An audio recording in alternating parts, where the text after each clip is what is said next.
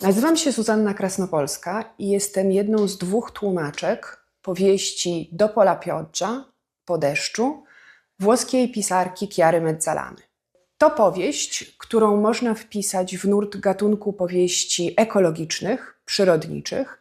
Ta nazwa nie jest jeszcze dobrze znana w Polsce, ale wywodzi się z amerykańskiej ekoteorii literatury, która powstała w latach 60. XX wieku. Po deszczu, Do pola Pioggia, opowiada o rodzinie, która musi stawić czoła 2 trudnym wydarzeniom.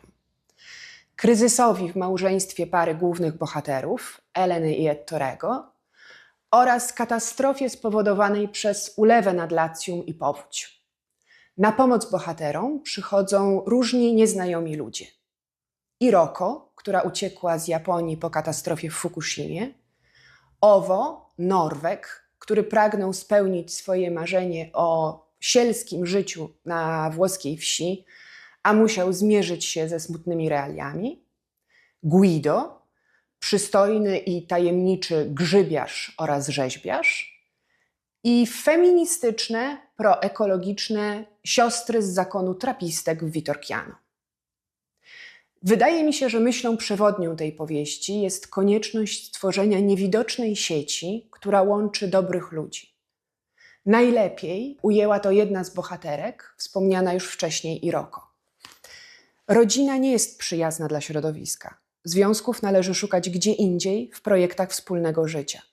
To spotkania tworzą rodzinę, nie krew. Tego też będziemy musieli się nauczyć, jeśli chcemy przeżyć na ziemi. To trochę tak, jak pisał irlandzki poeta William Butler Yeats: "Friendship is the only home I have ever had".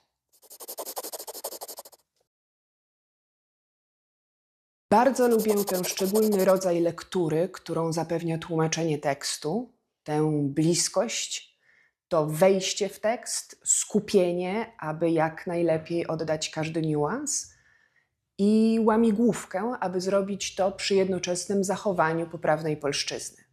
To jest bardzo ciekawa i wciągająca praca. Czytam tekst na głos sobie i rodzinie z wydrukowanych kartek, a poprawki nanoszę ołówkiem. Potrzebuję też zawsze odstawić na pewien czas tekst i wrócić do niego z czystą głową, aby przeczytać go na nowo, jakby to nie był mój tekst, jakby napisał go ktoś inny. Najlepsze pomysły przychodzą do głowy przypadkiem, niespodziewanie, niekiedy podczas spaceru, a niekiedy w nocy. W chwilach kryzysowych, gdy nie można nic mądrego wymyślić, pomaga rozmowa z drugą osobą, burza mózgów. Wspiera mnie zawsze dobra herbata i dobra czekolada.